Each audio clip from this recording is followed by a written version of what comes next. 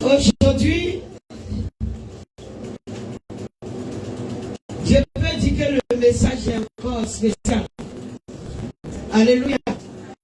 Parce que c'est le Seigneur qui décide de parler à ses enfants.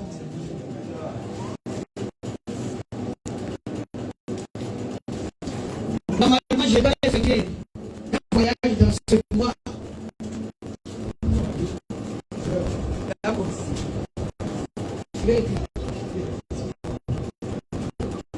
Cherchez une feuille.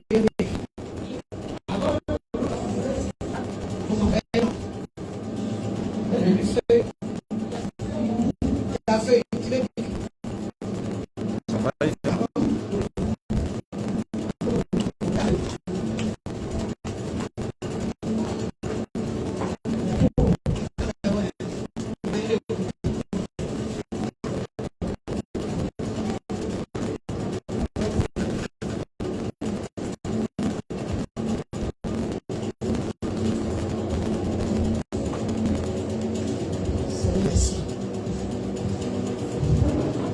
Sortir la grâce que tu as faite.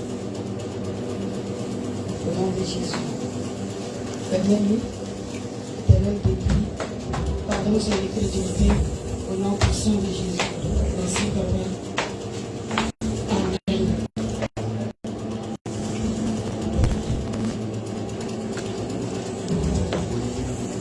Voilà. Voilà l'invitation.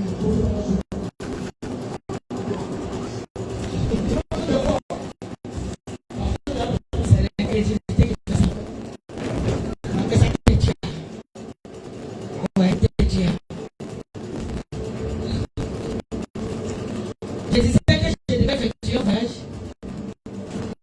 à la fin de ce mois-là, mais il n'a plus au Sénat de répondre. Oui. Parce qu'il y a des coups préparés par l'ennemi contre la vie de plusieurs personnes à cause de la doctrine. L'ennemi est en position d'envoyer plusieurs personnes au rétrograde. Dans le but d'envoyer la pensée par rapport à la doctrine. Mais dans ce temps-ci, ça bataille dans les cœurs, ça bataille dans les pensées. Et dans cette bataille, personne même ne prend la Bible pour la méditer et chercher le Seigneur véritablement. Mais l'ennemi met leurs pensées et leurs regards sur une contemplation de dehors. Et c'est là que se trouve le piège. Tandis que d'autres personnes aussi, pour eux, sont en train de saisir une occasion qu'ils ont cherché longtemps. Pour d'autres personnes, c'est le temps pour eux d'apaiser leur soif. Et il y en a qui n'ont pas soif du tout, qui sont des spectateurs, à qui ou en qui il n'y a pas de désir de dévotion, mais qui sont là.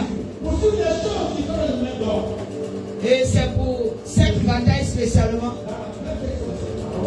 que le Seigneur a voulu répondre les choses. L'âme de chaque personne est importante. Amen. Nous sommes rassemblés ici à cause de nos âmes. Tu n'es pas venu t'asseoir ici même à cause de ton travail, ni pour une situation quelconque. Amen. Mais c'est pour le salut de l'âme que nous sommes là. Donc je demande à une personne de prendre conscience du salut de son âme. Gloire à Jésus.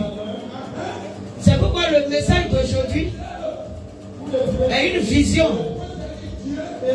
un songe dans lequel le Seigneur m'a transporté dans la nuit du samedi. Et je vais tout vous expliquer du début jusqu'à la fin. Comment le Seigneur a commencé la chose. Amen. Est-ce que quelqu'un est présent et qui m'écoute? Je veux que vous balancez les bras. Voilà. Seigneur, que ton nom soit glorifié.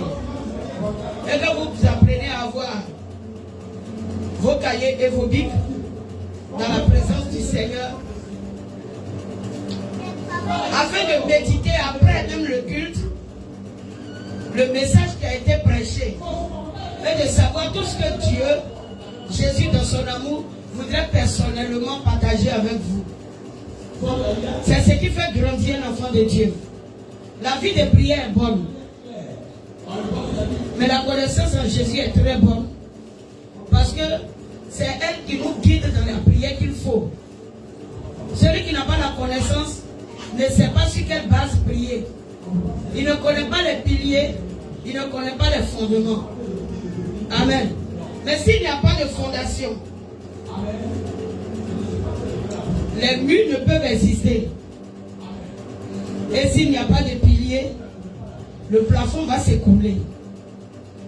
Est-ce que quelqu'un comprend? Voilà. C'est pourquoi la parole de Dieu, elle est très importante. Le Seigneur me conduisait comme ça, dans une vision. C'est que j'étais couché là. Amen. Voilà, je dormais. Les yeux étaient fermés, je dormais. Et le Seigneur me transporte, je me retrouve dans un lieu. L'église était là. L'église était là. Je pouvais remarquer certaines personnes qui ne sont même pas de la même part que je pouvais aussi voir. Donc c'est une image que le Seigneur me montrait et à partir de cette image, il a parlé. Et dans cette image, je vois Madame Collet. Dans le premier tableau, elle était là. Et elle avait faim. Elle avait faim. Et je voyais qu'elle avait en sa possession peut-être 3 bouchées de cabato là. Voilà la pâte là. Voilà, avec la sauce claire. Elle avait ça dans une assiette. Le cabato plus la sauce. C'est pas beaucoup. Et il y avait Nadège, maman de Fergie, qui elle aussi était là, elle dit elle a faim aussi. Elle aussi, elle exprimait la faim. Je sais qu'elle devenait un repas, mais il ne lui avait pas été donné de manger ce repas maintenant. C'est comme si elle devait attendre un temps de signal avant de consommer sa nourriture. Et je peux voir grand-maman qui elle aussi avait un repas qui ressemblait à du cabato, mais c'était incomplet, il n'y avait pas d'accompagnement. Et elle aussi avait faim. Donc elle ne pouvait pas manger sa nourriture. Et elle désirait de la nourriture. Maman de Doudou n'avait pas assez pour partager. Et Nadège disait que ce n'était pas le temps de toucher à elle aussi son repas. Et grand-maman disait, ce n'est pas parce que je suis grand-mère que moi aussi je n'ai pas faim. Il n'y a pas que les enfants qui mangent, moi aussi j'ai faim. Et j'étais en train de regarder la scène. Écoutez, hein, suivez-moi, pour ne pas que vous vous perdiez devant. Et j'étais là, c'est comme si moi aussi j'étais là. Et du coup de ce tableau, je vois que on était encore là où c'était un théâtre qui devait avoir lieu. Une scénette. Au fait d'un spectacle, il y a un théâtre. Et chacun avait un rôle à jouer dans ce théâtre.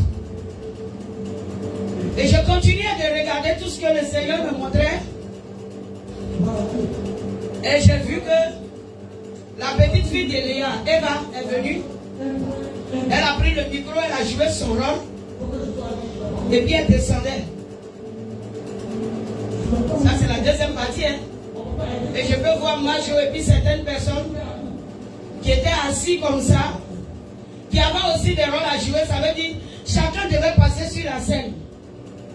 Et après le départ de la petite, je disais, quand vous venez, je disais à tous ceux qui étaient là, j'ai dit quand vous venez sur la scène, que vous prenez le micro, parlez de sorte à vous faire entendre. Parlez fort. Faites-vous comprendre. Jouez bien votre rôle. J'étais en train, j'ai dit ça, comme ça à tout le monde. Donc il y a eu un tableau où des personnes avaient faim, et dans cette faim on pouvait voir les différents détails, ceux qui avaient quelque chose à manger, ceux qui n'en avaient pas au complet, et ceux dont il n'avait pas encore été donné l'ordre de manger. Et d'autres personnes qui viennent avec, qui jouent leur rôle sans s'exprimer. C'est-à-dire, elle prend le micro et puis elle ne parle pas fort, on n'entend pas. Et ceux-là qui sont là, en train de contempler. Et le Seigneur me dit, tu vois, la vie c'est un théâtre. Et puis chaque personne a un rôle à jouer. Et il y a des personnes qui ne comprennent pas leur rôle. Ils ne savent pas ce qu'ils doivent faire et ce à quoi ils sont appelés.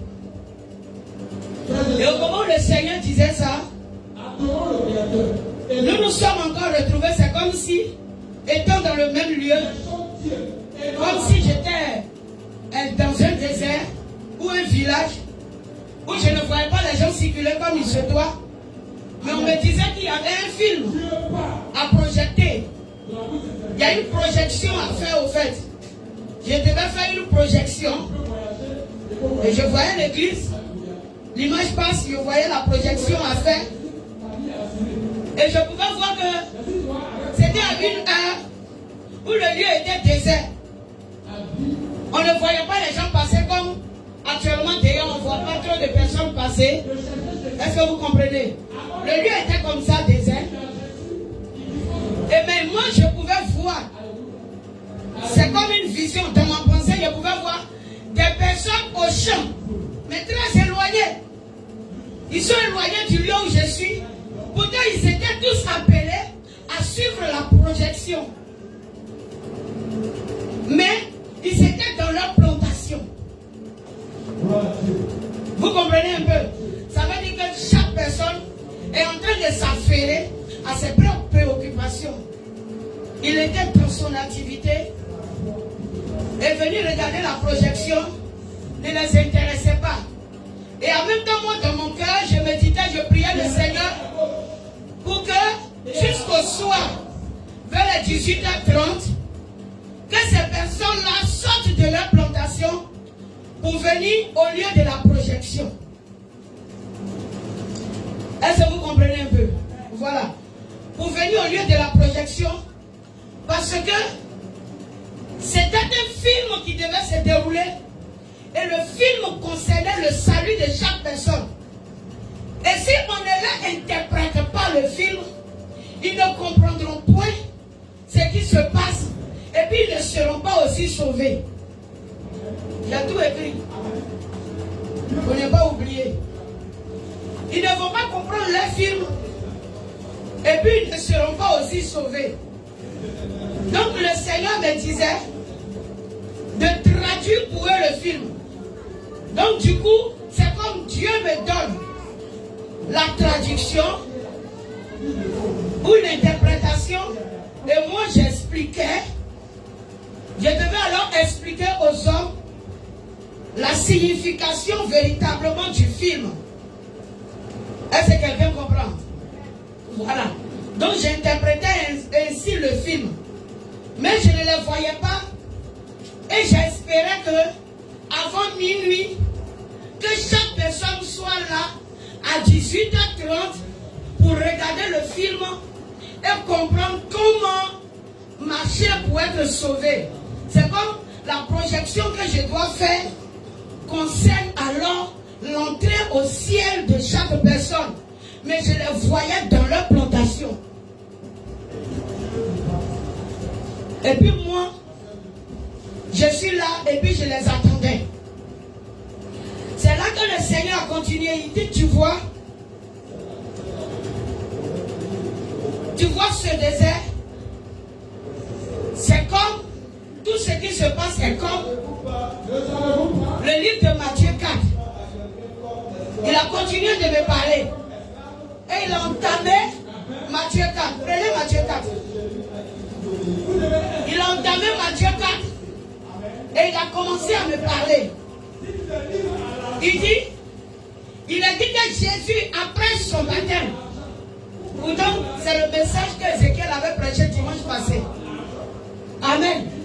Voilà. Donc quand le Seigneur a entamé l'explication de Matthieu 4, et qu'il a commencé à me dire ce que signifie le désert, et ce que signifie les 40 jours et les 40 nuits, j'ai dit Seigneur, ça devient trop. Je risque de ne pas me souvenir de tout ce que tu vas dire. Donc maintenant je vais me réveiller, je vais prendre mon cahier avec mon bic, et puis tu vas continuer de parler. Il dit ok, vas-y prendre. Donc je me suis levé, physiquement j'ai pris mon cahier. C'est étonnant, non?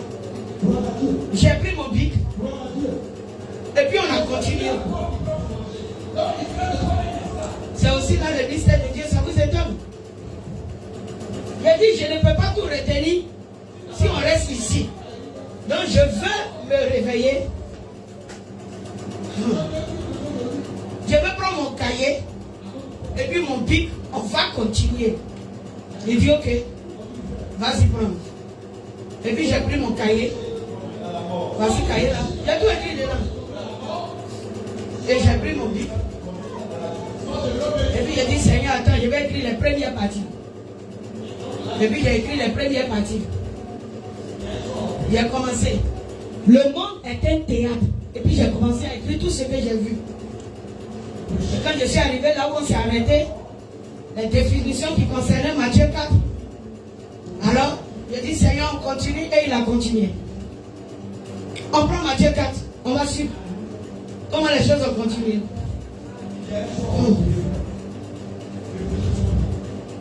Affaire.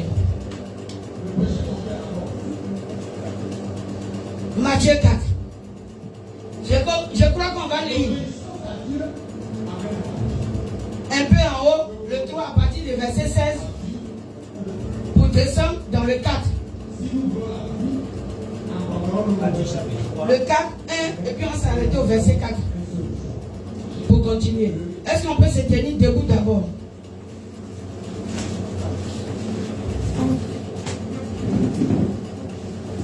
Je vous conduis dans le son aussi.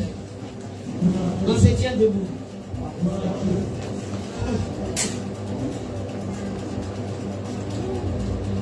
Oui. Qui me fait la lecture? Oui, 3, 16. Vous descendez au chapitre 4. Matthieu chapitre 3, verset 16. Et la parole de Dieu. Oui. Dès que Jésus eut été baptisé, il sortit de l'eau, et voici. Oui. Les cieux s'ouvrirent. Et il vit l'Esprit de Dieu descendre comme une colombe et venir sur lui. Oui. Et voici une voix fit entendre des cieux ces paroles. Celui-ci est mon fils bien-aimé, en qui j'ai mis toute mon affection. Oui. Chapitre 4, 1. Oui. Alors Jésus fut emmené par l'Esprit dans le désert pour être tenté par le diable. Après avoir jeûné 40 jours et 40 nuits, il eut faim. Le tentateur s'étant approché, lui dit: si tu es le Fils de Dieu, ordonne que ces pierres deviennent des pains. On va s'arrêter là. Après, on va continuer. Amen. Et j'ai dit au Seigneur, nous continuons. Et en cela, il m'a dit, tu sais ma servante, toute la parole est écrite en parabole pour empêcher certaines personnes qui n'ont pas droit à l'héritage de la vie éternelle de connaître les profondeurs, de s'en servir et d'être sauvés. C'est compliqué, non? Donc la Bible n'est pas ouverte, elle est voilée. Prends Matthieu 13, 34.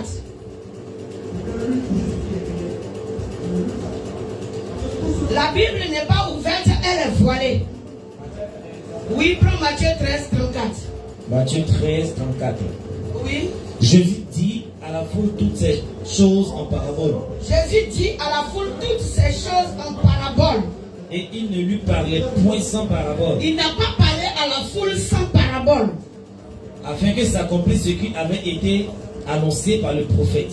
Oui. J'ouvrirai ma bouche en parabole. En parabole. Je publierai les choses cachées depuis la création du monde. Je publierai les choses cachées depuis la création du monde. Amen. Faut lire encore le verset 36. Alors il renvoya la foule, oui, et entra dans la maison. Ses disciples s'approchèrent de lui et dit, oui, explique-nous la parabole de l'ivraie du champ. Amen. Tu vois, le Seigneur m'expliquait ici pour dire, si lui, l'Esprit, Dieu, il n'explique pas la parole, il n'est pas donné aux hommes de comprendre les paraboles. Mais seul l'Esprit comprend. Et comme il n'arrive pas à comprendre la parole, alors beaucoup de personnes se perdent dans la littérature. Amen. C'est pourquoi dans Matthieu 15 encore, à partir du verset 10 à 20. Oui. Oui. Ayant appelé à lui la foule, il lui dit, oui, écoutez et comprenez. Écoutez et comprenez. Ce n'est pas ce qui entre dans la bouche qui souille l'homme, oui, mais c'est ce qui sort de la bouche, c'est ce qui souille l'homme. Il dit ce n'est pas ce qui entre dans la bouche qui souille l'homme, mais c'est ce qui sort de la bouche qui souille l'homme. Oui, continue. Alors ses disciples s'approchèrent et lui dirent, oui, sais-tu que les pharisiens ont été scandalisés des paroles qu'ils ont entendues? Oui, les pharisiens ont été scandalisés parce qu'ils ne comprenaient pas aussi les profondeurs. Parce que si les pharisiens en ce temps avaient compris les prophètes, ils ne seraient pas encore dans le sacerdoce qui ne sauve pas. Mais comme ils n'ont pas compris les prophètes, puisque la parole était voilée, et ils ne se sont pas attachés à l'esprit qui en donne l'explication, alors ils étaient en train de se comporter selon la lettre. C'est pourquoi scribes et pharisiens étaient assis dans la chair de Moïse. Dans la chair de Moïse. Et non dans l'esprit. Est-ce que vous comprenez? Ils sont assis dans la chair de Moïse. Si seulement ils étaient la semence de Moïse, comme le Seigneur pouvait dire aux pharisiens en ce temps, si vous étiez fils d'Abraham, vous devriez connaître que moi aussi je proviens de Dieu. Amen. Mais ne restez pas là seulement à dire en vous-même que nous sommes fils d'Abraham. Parce que de ces pierres-ci, Dieu peut susciter des enfants à Abraham. Alléluia. Est-ce que quelqu'un a l'esprit de comprendre ces choses? Continue, frère. Verset 13. Oui. Et il répondit, toute plante que n'a pas planté mon Père céleste sera déracinée. Tout ce que mon papa n'a pas planté va être déraciné. Laisse-les. Ce sont des aveugles qui conduisent des aveugles. Ok, laissez-les. Il y a des aveugles qui conduisent des aveugles. Et vous voulez prendre pour appui des aveugles qui conduisent des aveugles. C'est que un aveugle, lorsqu'il conduit un aveugle, qu'est-ce qui va se passer? Il va tomber dans le trou. Puisque celui qui est le conducteur ne voit pas, ne comprend pas les profondeurs, ne peut pas aller plus loin dans l'explication de la parole si ce n'est s'arrêter à la lettre. Donc un aveugle ne peut pas conduire l'autre aveugle. Parce que celui qui cherche qu'on le conduise, lui aussi ne comprend pas les profondeurs. Et du coup, il cherche une personne pour l'éclairer. Mais l'éclaireur qu'il a trouvé, malheureusement, a sa lampe qui est brisée. Ça devient compliqué. Alléluia. Oui, continuez encore. Si un aveugle conduit un aveugle, oui, ils tomberont tous dans une fosse. Tous deux dans une fosse. Oui. Pierre, prenant la parole, lui dit, explique-nous cette parabole. Seigneur, il faut expliquer ça là encore. Et Jésus dit, vous aussi. Attends, est-ce que vous voyez que ce n'est pas le fait que Pierre marchait avec Jésus qui lui donnait la compréhension de la parole? Parce qu'il fallait qu'à chaque fois il dise à l'esprit, explique-nous encore cette parabole. Parce que tu ne parles qu'en parabole. La Bible est écrite en parabole. Et il n'est pas donné à qui le veut de comprendre les profondeurs. Alléluia. Mais il y a des principes pour comprendre Dieu et ses profondeurs. Gloire à Jésus. Oui, frère, continue.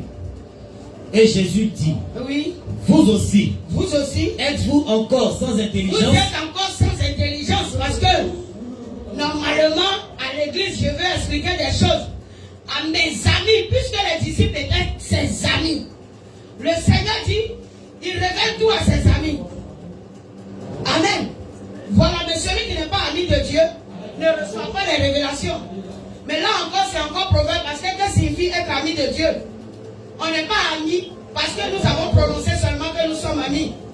Quand en réalité, il y a des choses qu'on dit de la bouche qui ne proviennent même pas des profondeurs. Mais qu'est-ce qui provient de nos profondeurs? Qui sort de notre bouche? Continue. Verset 17. Oui. Ne comprenez-vous pas que tout ce qui entre dans la bouche va dans le ventre, oui, puis est jeté dans un lieu secret? Voilà. Ça veut dire quand tu manges quelque chose, ça c'est la nourriture. Ça va dans ton ventre. Et puis après quoi? La transformation, tu te retrouves au WC. Ou ce qui n'est pas bon. N'est-ce pas? Vous dites que si c'est ton ventre, il est déjà mis une machine à qui Dieu a ordonné de faire la part des choses. Gloire à Jésus. Si c'est le ventre. Mais, continue frère. Mais ce qui sort de la bouche vient du cœur. Ce qui sort de la bouche vient du cœur. Ce qui entre dans la bouche va dans le ventre. Mais ce qui sort de la bouche vient du cœur. Et c'est ce qui souille l'homme. Et c'est ce qui souille l'homme. Amen. Continue, c'est pas fini. Car c'est du cœur que viennent les mauvaises pensées. Merci. Les meurtres. Les adultères. Les impudicités. Les vols. Les faux témoignages. Les calomnies. Et les calomnies. Voilà les choses qui souillent l'homme. Oui. Même manger sans être lavé les mains. Même manger sans être lavé les mains ne souille pas l'homme. Ça ne souille pas. Tu as mangé sans te laver la main, ça ne va pas t'envoyer en enfer. Mais ce que tu as émis dans ton cœur, que tu n'as pas examiné à la parole, par rapport à la parole de Dieu, que tu n'as pas envoyé dans les profondeurs pour voir si cela était accepté de Jésus ou pas, si cela était agréable ou pas, si c'est un bon témoignage ou bien un faux témoignage, si c'est un blasphème ou pas, cette chose qui est sortie de ta bouche, c'est-à-dire qui a été émise dans ton cœur, que tu as appliqué sur toi, parce que lorsqu'on te regarde, on peut voir ce que tu as médité à l'intérieur de toi. Tel que, voici le boubou que j'ai porté aujourd'hui. Mais avant de porter ce boubou, j'ai essayé 3 autres habits. Et quand j'ai regardé dans le miroir, je sais que je ne pouvais pas sortir avec. La manière dont, en tout cas j'ai pris forme, hein, comme je l'ai dit, tous mes habits ne font que me serrer ma tête. Alléluia. Et comme je n'ai pas eu le temps de te serrer, alors j'ai encore fouillé. J'ai versé tout ce que je pouvais verser sur le lit et choisi ce qui peut aller avec le cœur de Dieu. Donc du coup, j'ai comparé les désirs de mon cœur avec la parole et puis je suis sorti. Donc tout ce que tu as mis sur toi matin là vient des profondeurs de toi-même. C'est parce que tu as accepté ça à l'intérieur qu'on voit ça sur toi. Voilà. Donc, quand tu ne comprends pas ces profondeurs, tu risques de dire que Jésus ne reste que dans le cœur. Mais si Jésus reste dans ton cœur, c'est qu'il doit sortir sur ton corps. Parce que c'est de l'abondance du cœur que la bouche parle. Donc il n'y a pas un Jésus qui, se bâtissant une maison dans un cœur, n'ouvre pas la porte, les choses, la porte pour voir ce qui se passe dehors, autour de sa maison. Alléluia. Et ne comprenant pas ces choses, beaucoup de chrétiens se perdent. Et l'ennemi profite de l'inintelligence. Parce qu'il a dit aux disciples, vous aussi, jusqu'à présent, vous êtes encore sans intelligence. Ça veut dire qu'il y a une sorte d'intelligence qui envoie un enfant de Dieu à chercher la manière de vivre agréable à Dieu dans sa parole. Donc celui qui n'arrive pas à faire de sa vie ces genres de recherche pour être agréable à Dieu, le Seigneur dit qu'il est un insensé. Parce que tu t'engages dans une vie dont tu ne connais pas les contours et tu ne cherches pas à être enseigné pour voir si tu y arriveras ou pas. Est-ce que quelqu'un comprend? Tu sais, quand tu rentres dans les profondeurs de la parole pour enseigner, tu ne sais pas utiliser tes mots, ça va donner l'impression que tu insultes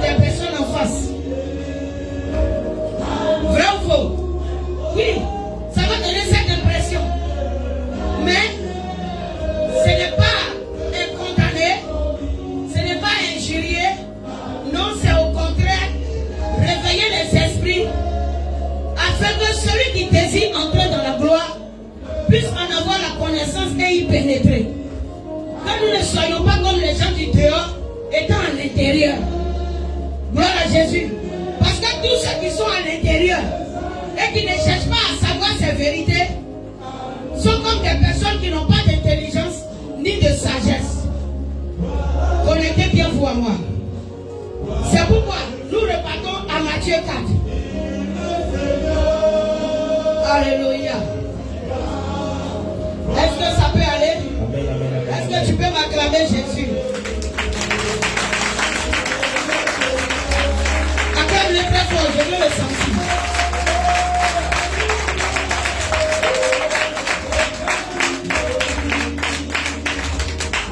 Amen. Alors nous revenons à Matthieu 4. Et le Seigneur dit, alors Jésus fut emmené par l'Esprit dans le désert pour être tenté par le diable. Et le Seigneur m'expliquait maintenant certaines choses qui concernent le test. Il dit, après avoir mangé, après avoir jeûné du moins 40 jours et 40 nuits, il eut faim. Alléluia. Et le Seigneur me disait, c'est encore là une parabole. Waouh. Qui savait que c'était une parabole? Que la personne lève la main.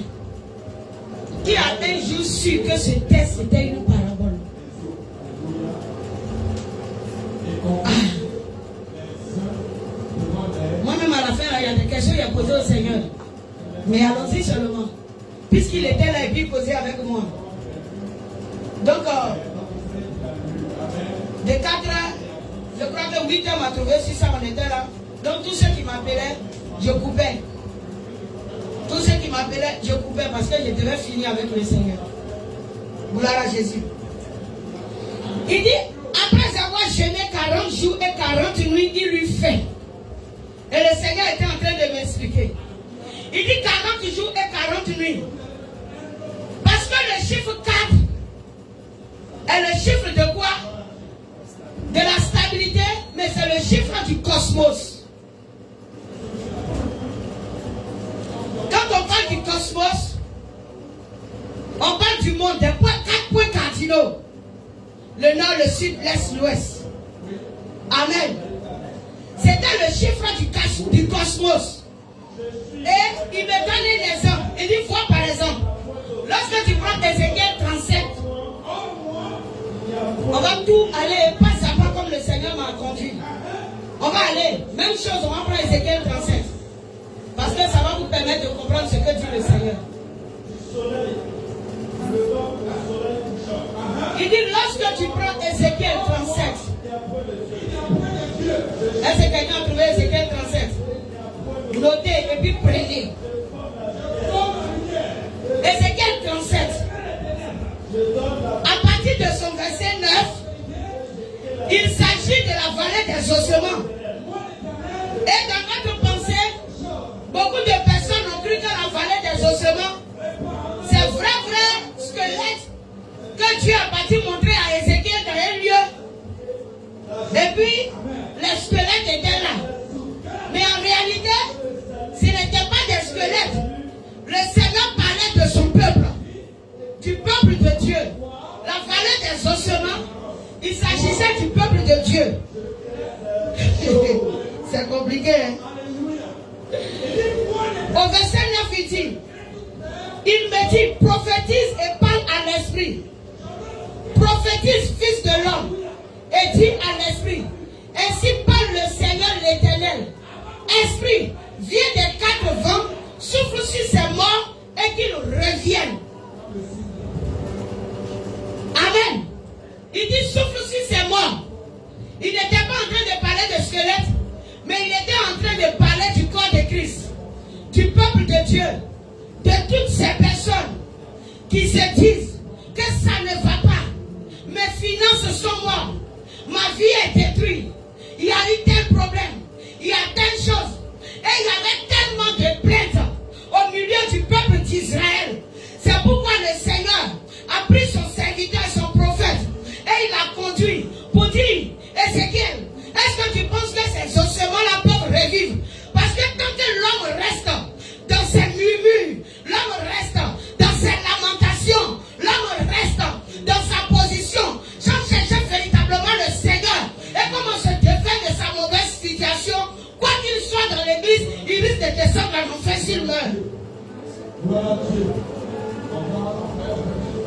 Les ossements desséchés sont ces personnes qui ne vont pas pouvoir à la source véritable, qui sont assis dans l'église et qui attendent que ce soit quelqu'un d'autre qui opère pour eux le miracle, sans savoir qu'eux-mêmes sont appelés à chercher Dieu, à rencontrer le Seigneur et à voir comment se comporter avec Dieu afin que le miracle puisse se produire pour leur vie. Ossements desséchés, c'est celui qui n'avance pas dans le Seigneur. Ce n'est pas une vallée physique où il y avait des squelettes. Parce que nous avons imaginé des squelettes. C'était un symbole du corps de Christ qui ne reçoit pas la véritable parole afin d'être restauré et d'être sauvé par Jésus-Christ de Nazareth. Donc, il disait à Ézéchiel, prophétise. C'est pour dire que quoi? Quel que soit l'endroit sur la terre, dans tout le cosmos, où une personne peut se trouver, s'il crie à l'Éternel, le vent de restauration ira le trouver à son endroit. Oui, que la restauration vienne des quatre vents. Relis le passage. Verset 9. Verset 9. Il me dit, oui, prophétise et parle à l'esprit. Prophétise et parle à l'esprit. Prophétise, fils de l'homme. Oui. Et dis à l'esprit. Dis à l'esprit. Ainsi parle le Seigneur. Ainsi parle le Seigneur. Éternel. Esprit, viens des quatre vents. Tâchons un peu, frère. Ne sois pas pressé. Regarde, il dit parle à l'esprit. À quel esprit parle-t-on? Regarde l'écriture, l'orthographe. À quel esprit parle-t-on? À quel esprit parle-t-on? Regardez bien, c'est écrit comment? Petit E. Petit E, un minuscule. Alléluia. Donc il s'agit de qui? De l'homme. Amen. Il s'agit de l'homme. Il ne s'agit pas d'un cadavre. Est-ce que vous comprenez? Mais si un sens spirituel, là où il n'y a plus de production dans ta vie, et qu'au lieu de chercher le Seigneur, ce n'est pas lui qui cherche, c'est alors que tu es totalement un cadavre. Gloire à Jésus. Mais le Seigneur est en train de parler à celui-là qui est desséché, à celui-là qui sent que rien n'avance, à celui-là qui se dit j'ai attendu des années, à celui-là qui a ses raisonnements en lui-même. Ce n'est pas le temps de rétrograder, mais c'est le temps de faire retour à la parole de Dieu. Ce n'est pas le temps de se décourager, mais c'est le temps de faire retour à la parole de Dieu. Continue, frère, regarde encore. Il dit, oui. Prophétise et parle à l'esprit. Oui. Prophétise, fils de l'homme, et dis à l'esprit. Et dis à l'esprit. Ainsi parle le Seigneur l'Éternel. Esprit. Quel esprit maintenant? Esprit, grand E. Grand E. C'est ça l'esprit de la restauration. Amen. L'esprit de la restauration. Le premier esprit était l'homme. Et le second esprit qui agit est l'éternel Dieu. Gloire à Jésus. Et puis il a dit quoi? Esprit. Esprit. Viens des quatre vents. Viens des quatre vents. Souffle sur ces morts. Oui. Et qu'ils revivent. C'est tout. Amen. Donc le Seigneur là était en train de faire comprendre qu'il s'agit de la position d'un enfant de Dieu, quel que soit l'endroit où le Seigneur l'a établi. Alléluia. Quand tu proviens du nord, quand tu proviens du sud, quand tu proviens de l'est, quand tu proviens de l'ouest,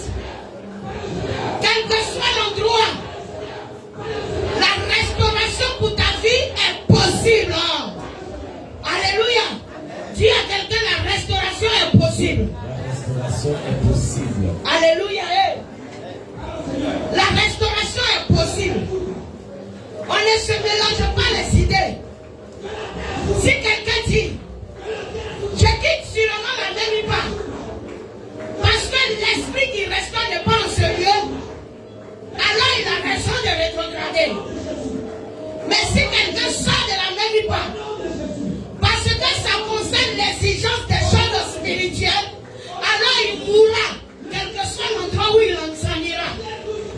Ce n'est pas malédiction, je suis en train de vous parler de la part de Dieu. Si tu veux vous tester, et dis-toi que la prophétesse est en train de dire des choses inutiles. Je vais sortir pour voir, faut partir. Mais prends vite conscience avant que minuit n'arrive sur toi. C'est tout.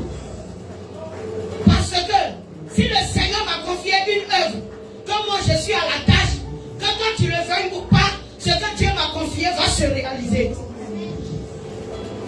Si tu fuis aussi à cause de la construction, sache que tu seras dehors et puis nous on va finir de construire.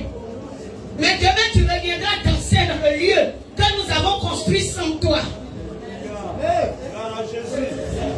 Il est mieux d'être présent, même si tu n'as pas l'argent, que tu joins à nos efforts, tes sujets de prière, alors tu auras aussi contribué à quelque part.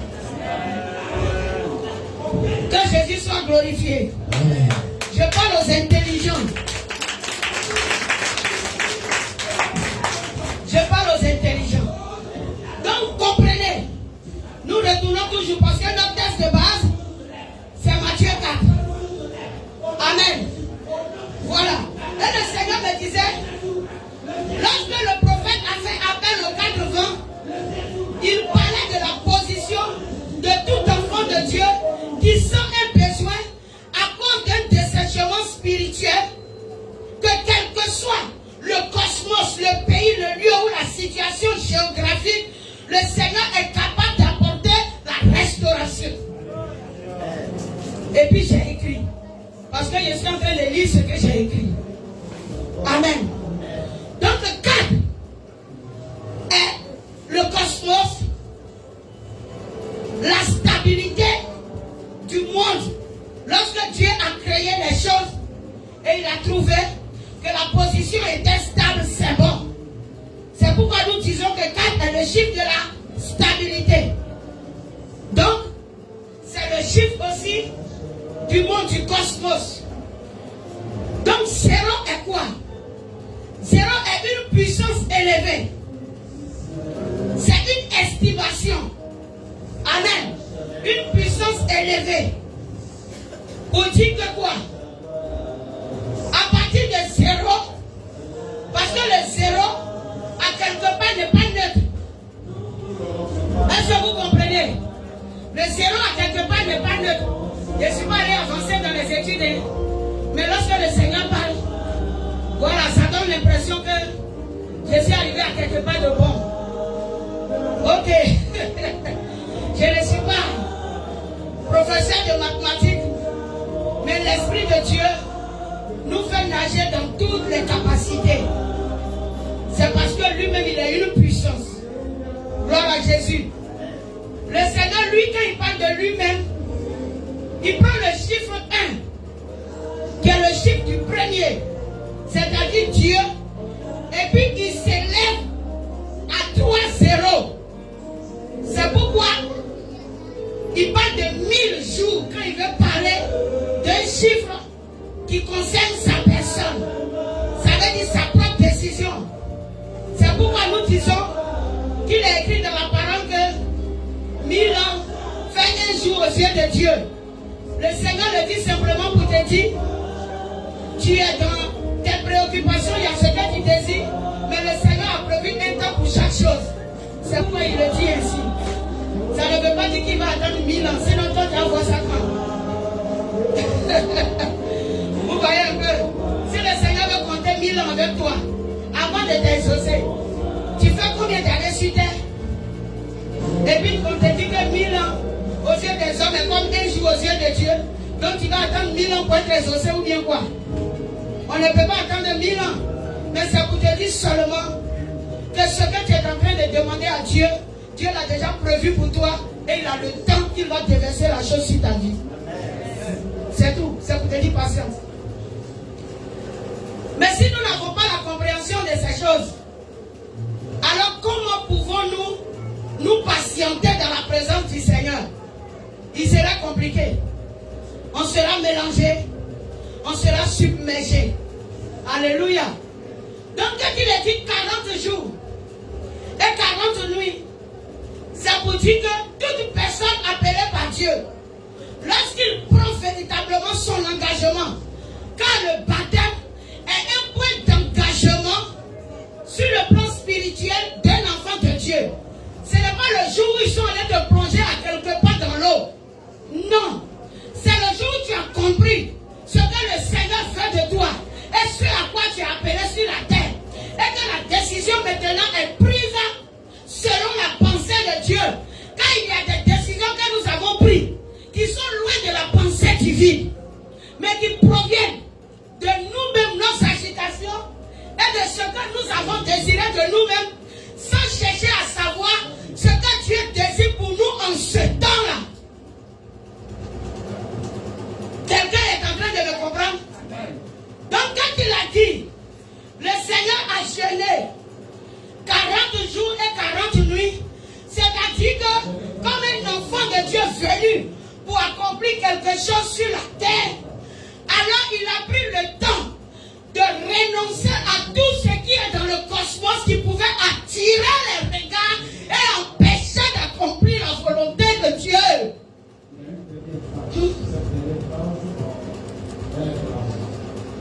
Je me fais comprendre. Ouais, vous êtes très captés. De sorte que le silence ne signifie pas qu'on n'écoute pas. Ce silence veut dire je vais entendre plus. Vrai ou faux? Balance les mains. Alléluia. Donc le Seigneur a pris le temps, oui, d'épouser la vision de Dieu. Parce qu'il a commencé l'œuvre à quel âge? À 33 ans et demi. À 30 ans du moins. Il est parti à 33 ans et demi. Je vais tout mélanger. À 30 ans. Il a pris la décision à 30 ans. Chiffre important. Épousant la volonté du Père, du Fils et du Saint-Esprit. Amen. Encore à une puissance élevée. 3 et le 0. C'est un symbole pour chaque enfant de Dieu. Alors, quand on dit que je me lève à 30 ans, tu ne vas pas attendre 30 ans. Ça peut commencer plus tôt. Ce n'est pas l'âge physique, mais c'est l'âge spirituel. Quelqu'un comprend? Et à ce moment-là, tout a été présenté à Jésus sur la terre. Ça veut dire que dans le lieu où le Seigneur l'a déposé, tout lui a été présenté. Et le Seigneur a pris sa résolution de marcher selon le conseil de Dieu.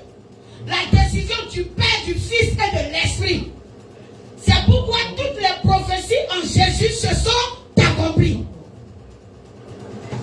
Et qu'à partir de Jésus-Christ de Nazareth, il n'y aura plus autre prophétie qui viendra déranger la pensée de Dieu. Il n'y a plus autre prophétie pour changer la parole parce que tout est accompli. Et à la croix, il a déclaré que tout est accompli. Donc faites attention à toutes vos révélations. Il n'y a aucune autre révélation qui reviendra construire une personne qui sortira du cadre de la parole de Dieu. C'est que cela ne vient pas de Dieu. Jésus a pris la résolution. Et de la résolution prise, il est allé au baptême. Amen. Le baptême, c'est quoi? C'est le plongeon total dans la décision de la parole. Et non le plongeon que tu as expérimenté dans l'eau. Parce que tout le monde était là. Les frères étaient beaucoup, on dit on a baptisé. On ne comprend pas le sens du baptême. Et beaucoup sont allés nager. Avant de comprendre à un temps donné ce que signifie être baptisé. Mon cher, nous tous on a nagé d'abord. On a nagé, non? Qui n'est pas allé nager? Ah. Non. Sur le plan spirituel, beaucoup ne sont pas encore baptisés. Parce que tu as cru que le baptême, c'est là où on est parti te mettre dans l'eau. Tandis que Cela existe dans le corps pour que ça soit un symbole. C'est une parabole. Voilà. Si nous quittons dans l'eau, ce n'est pas ce qui fait ton salut. Mais c'est de manière spirituelle. La décision que tu prends avec Dieu, l'engagement réel de marcher avec le Seigneur, de ton spirituel jusqu'à ton physique, de lui appartenir totalement, ne fait que sa volonté et chaque jour te laisser imprégner dans la parole. Le baptême, c'est le plongeon total. C'est pourquoi on ne verse pas l'eau sur la tête de qui que ce soit, parce qu'on n'est pas en train de l'immerger. Amen. Donc il faut que quoi? Le Seigneur dit qu'il faut que tu sois immergé dans la parole. C'est pas comme ça on dit? Voilà. Plonger dans la parole. C'est ça le baptême. Mais depuis que tu es quitté dans l'eau, les pensées, je ne sais pas, les réalisations de ta pensée, de tes propres pensées, de tes propres désirs t'ont emporté. Et là où le Seigneur t'a appelé, tu as oublié le lieu. Tu as oublié le lieu. Le lieu où le Seigneur envoie une personne qui l'a appelé, on appelle ce lieu un désert. Ce lieu est appelé désert. Pourquoi c'est appelé un désert? Parce que dans le désert, il n'y a aucun secours si ce n'est l'Éternel qui va permettre même qu'il y ait un oasis pour que toi tu puisses boire de l'eau dans le désert. Waouh! C'est ça le désert. Gloire à Jésus. Un désert, c'est l'Éternel qui est ton secours. Lorsque tu es dans un désert, tu n'écris pas pour chercher le secours d'un homme. Mais tu vois que tu gardes ton silence et tu médites dans ton cœur si l'Éternel peut permettre que quelqu'un passe par là. Le Seigneur m'expliquait le désert. Il dit c'est là où Dieu t'envoie dans ce monde. Parce que quoi? Il me donne une seconde explication pour dire le désert ne peut rien apporter comme une restauration à une personne. Tout ce que tu trouveras dans le désert ne sera que de la vanité. Amen. Donc il n'y a rien dans le monde qui puisse satisfaire tes besoins de manière profonde. Parce que si c'est le salut que tu cherches, tu ne l'auras pas dans ce monde, mais tu l'auras en Jésus-Christ de Nazareth seul. Il n'y a pas une préoccupation ou une réalisation dans ce monde qui peut appuyer quelqu'un par une lettre de recommandation et dire au Seigneur de le faire entrer dans le paradis. Il n'y en aura pas. Ni tes fiançailles, ni ton mariage, ni ton accouchement, ni tes parents, ni tes réalisations de maison. Mais lorsque tu auras accompli seulement la parfaite volonté de Jésus-Christ de Nazareth. Donc chacun de nous est lancé dans un désert. Et il était en train de me dire, c'est pourquoi dans la vision, je t'ai montré que tu étais dans un lieu où tu devais faire la projection pour expliquer aux hommes ce que signifie le film de la vie. Mais chacun était dans ses préoccupations. C'est pourquoi tu les voyais au champ.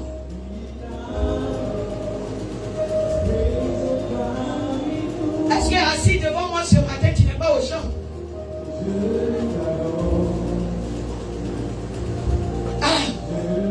Est-ce que tu es au champ? Ou bien tu es venu pour la projection?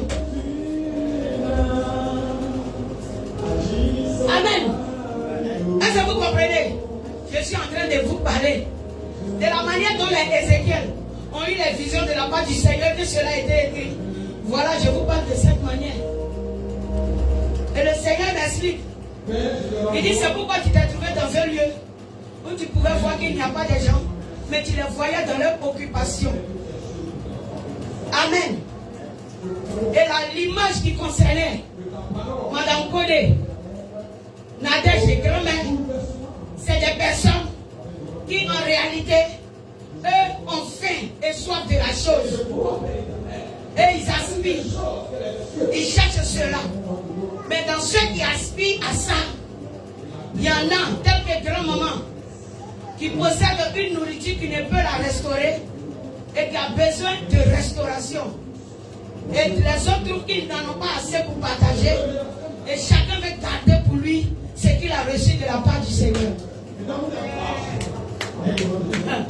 Pour ceux qui comprennent. Acclame Jésus.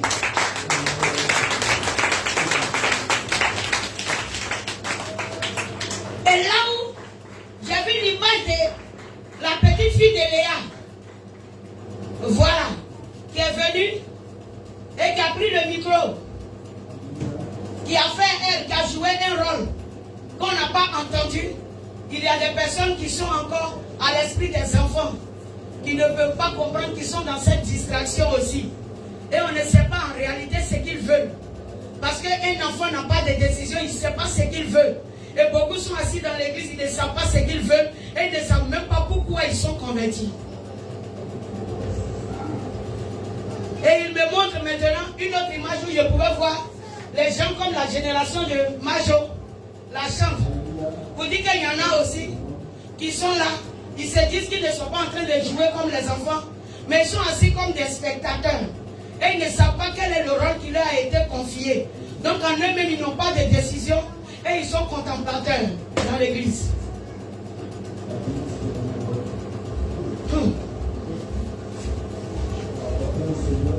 Waouh! Jésus est merveilleux.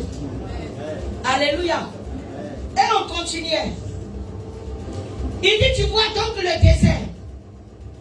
C'est là où l'Éternel t'envoie. Il n'y a personne qui puisse t'aider si ce n'est l'Éternel. Et il n'y a rien dans ce monde qui puisse te donner un agrément pour dire que tu rentres au ciel où tu es reconnu comme quelqu'un qui doit entrer dans le ciel. Le monde ne peut satisfaire. Et tout ce qui est dans le monde n'est que de la vanité. C'est ce qu'on a vu dans le film du pèlerin. La foi aux vanités. Tout le monde passe par là. Donc, Salomon pouvait te dire, vanité de vanité, tout est vanité. Donc fais attention à ta vie sur terre. Et il m'a donné l'exemple du désert en prenant Apocalypse 12, le verset 6. Il a pris Apocalypse 12, le verset 6. Frère, lis Apocalypse 12, le verset 6, il nous dit quoi? Ouais. Et la femme s'enfuit dans le désert. Et la femme s'enfuit dans le désert. Où elle avait un lieu préparé par Dieu. Où elle avait un lieu préparé par Dieu. Afin qu'il y fût nourri pendant 1260 jours. Et certaines personnes sont maintenant en train de comprendre ce texte. Je dis certaines personnes sont maintenant en train de comprendre. Est-ce que quelqu'un est en train de comprendre ce texte? Non, est-ce que quelqu'un a compris? Prenez Apocalypse 12. Regardez bien. Je sais des personnes qui vont lire ce texte. Et puis ça va les interpeller parce qu'ils cherchent la signification. Apocalypse 12, le verset 6. Reprends. Et la femme s'enfuit dans le désert. Et la femme s'enfuit dans le désert. Où elle avait un lieu préparé par Dieu. Amen. Afin qu'elle y fût nourrie. Afin qu'elle y fût nourrie. Pendant 1260 jours. Donc en réalité, dans ce désert où le Seigneur t'envoie, qui te nourrit? C'est le Seigneur lui-même.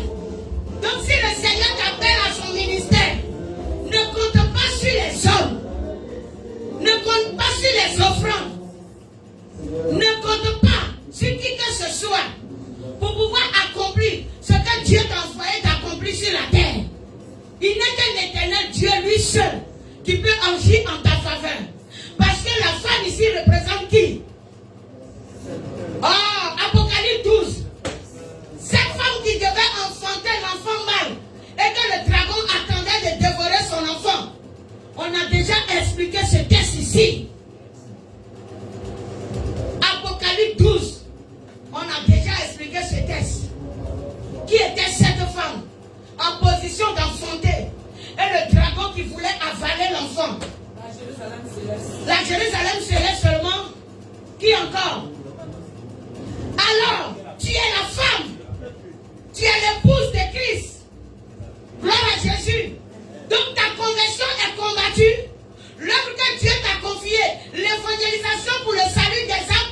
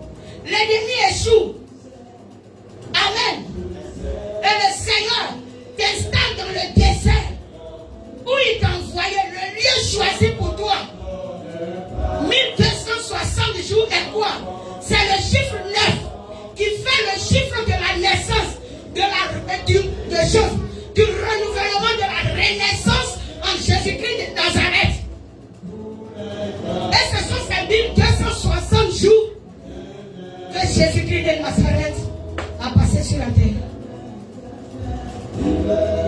Tout est complet. Aussi on se chiffre. Vous voyez comment les choses sont voilées. Si ce n'est pas Dieu qui parle, on ne peut pas comprendre. Qui pouvait comprendre les 1260 jours? Ça fait les 3 ans et demi. Amen. Et tu vas le trouver dans plusieurs secteurs. Alléluia. Tu as trouvé dans quelques passages, où on te parle de 3 ans et demi, ou de 1260 jours. Écoute bien le Saint-Esprit, et puis reçois. Ou 42 mois, c'est la même chose. 42 mois, 1260 jours, 3 ans et demi. Amen. Ça parle toujours d'une personne qui a mené la bataille, qui a accepté Jésus. Parce qu'il a dit que pendant ce temps, pendant 42 mois, tu seras éprouvé sur la terre, dans le désert où Dieu t'envoie. Ce n'est pas à dire que le Seigneur va t'envoyer dans un lieu où il n'y a personne, mais il va t'envoyer dans un lieu où les gens ne sont pas prêts pour écouter la parole que Dieu a mise dans ta bouche.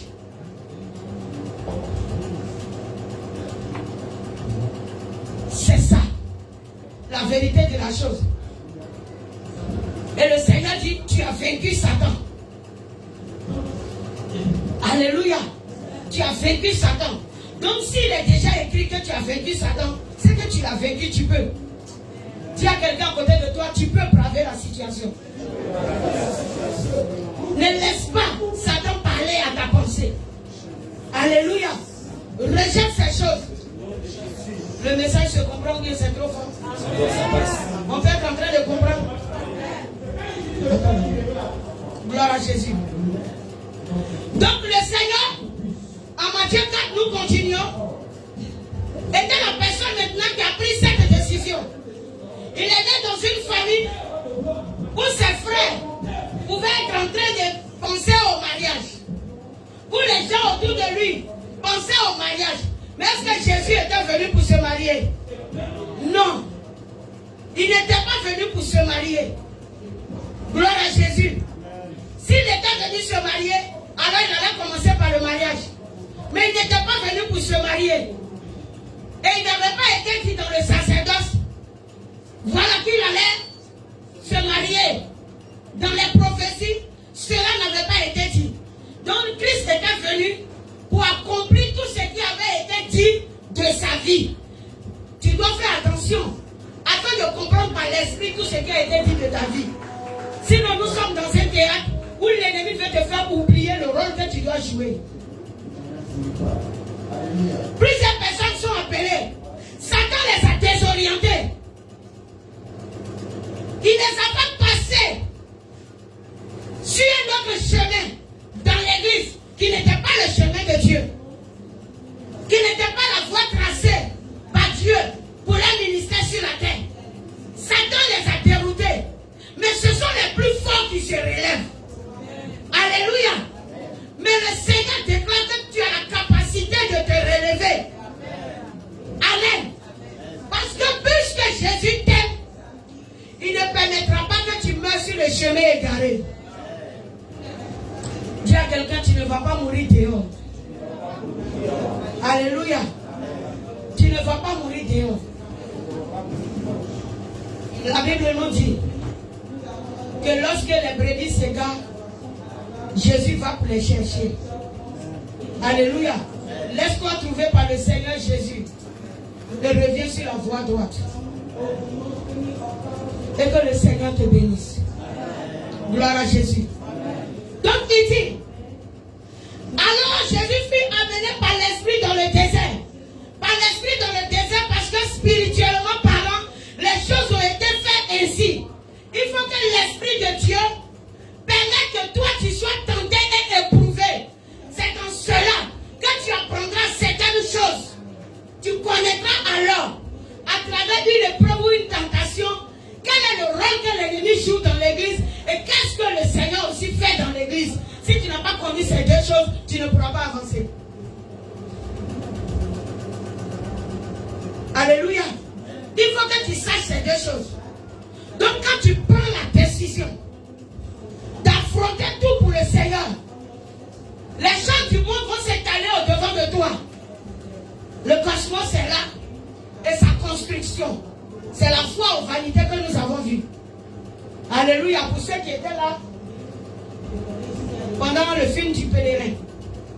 C'est la foi aux vanités que nous avons vues. Tout va se présenter. Et tu vas sentir des besoins quand tu vas prendre ton engagement. Tu regardes toutes ces choses et puis tu dis non, moi je laisse.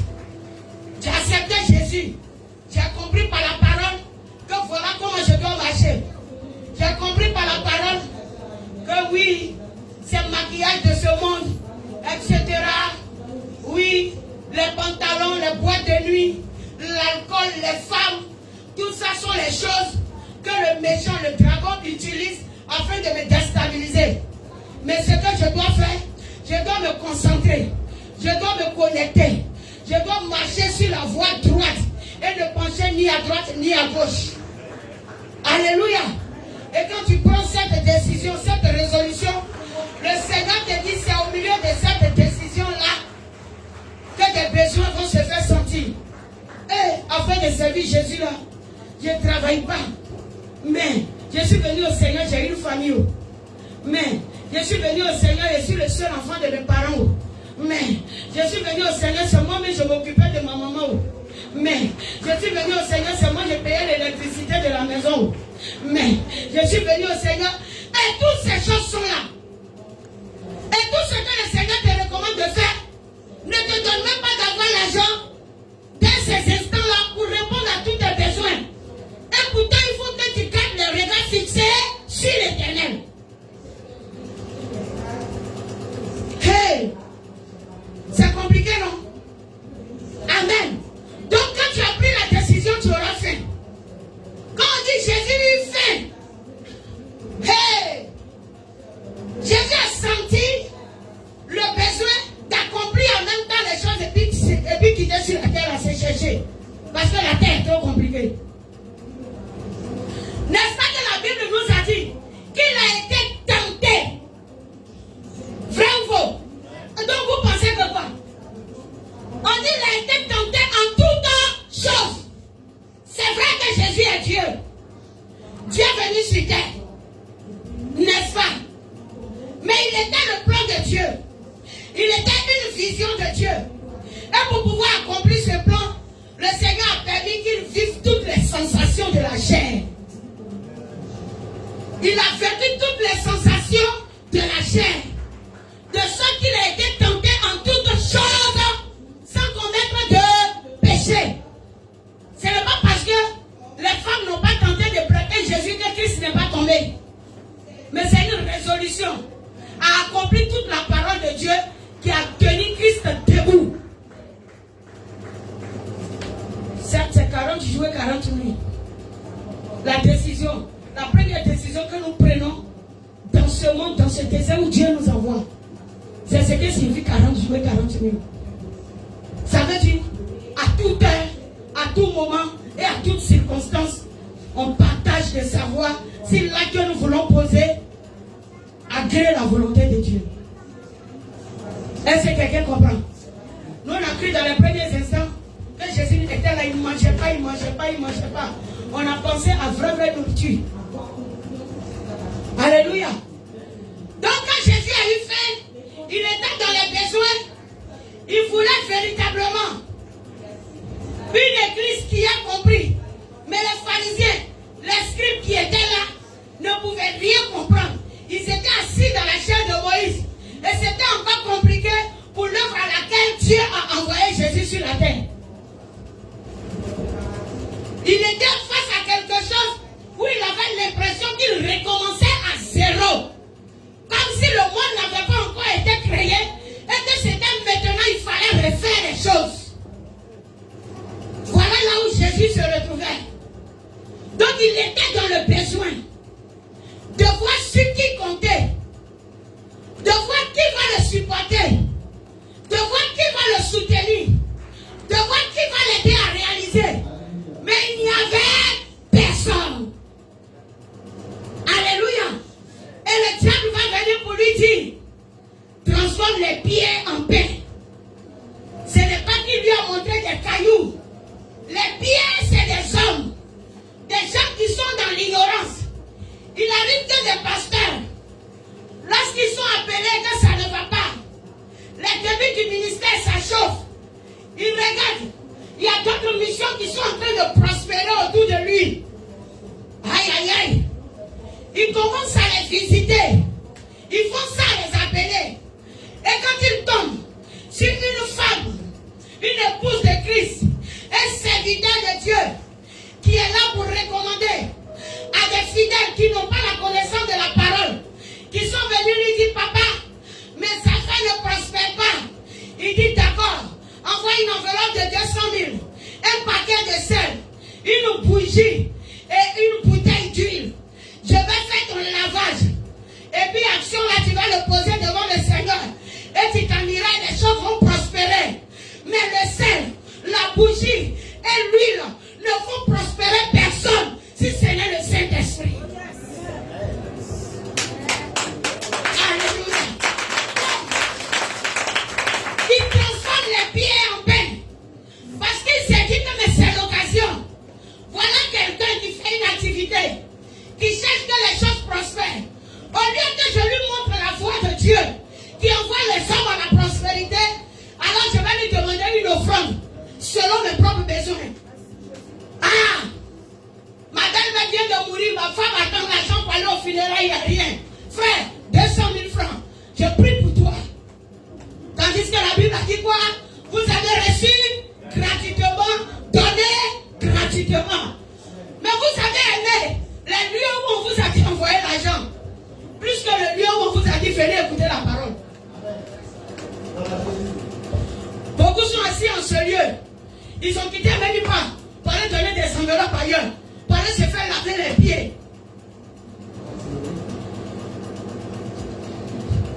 Tu sais de quoi il parle? Tu es au courant, mec?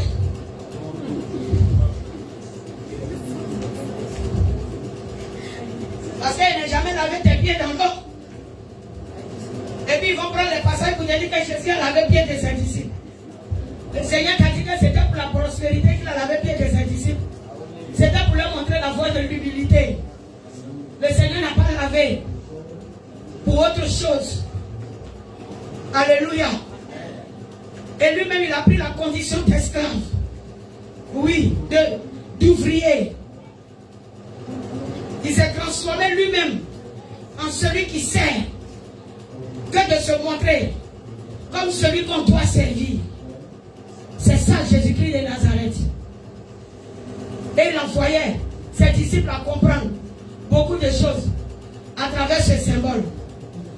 Il ne nous dit pas aujourd'hui de prendre une cuvette, de mettre ses pieds sur mon cou et de commencer à vous laver les pieds. Si je faisais ça, vous allez accepter, vous serez convaincus. Parce que vous aimez maraboutage. Ouais, vous aimez les cérémonies d'idolâtrie. C'est ça l'homme aime.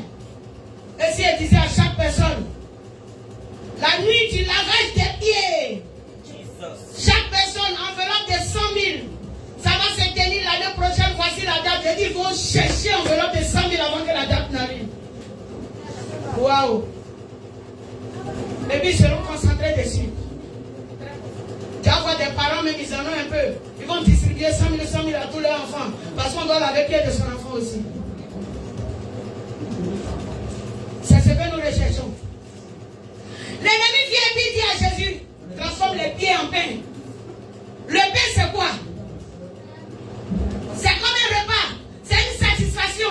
N'est-ce pas? Et ces choses, comment on l'appelle-t-on? On peut dire l'accomplissement d'un besoin. C'est tout. Il a utilisé pain comme symbole. Pour dire ce dont nous avons besoin. Nous voulons être rassasiés de telles choses. Nous voulons être rassasiés de ceci et de cela. C'est ça le pain. Il dit transforme les pieds en pain. Ça veut dire les ignorants qui sont en face de toi, qui n'ont pas la connaissance. Au lieu de leur prêcher la parole de Dieu, il faut les transformer en objet de satisfaction. Ils n'ont pas te donner l'argent que tu veux et puis tu les bloques avec quelque chose, ils vont partir. C'est là où on transforme les pieds en pain. Ah. Oui, acclame le Seigneur.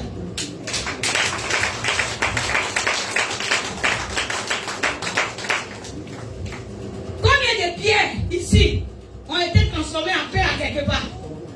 Et tout ce que tu désirais en fin de compte ne s'est pas accompli. Ça ne s'est pas accompli.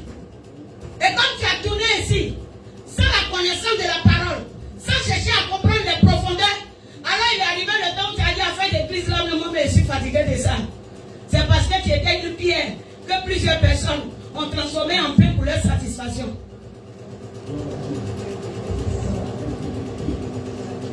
Je crois que la parole te parle. Acclame pour celui qui pense qu'il a sommeil pendant un temps pareil.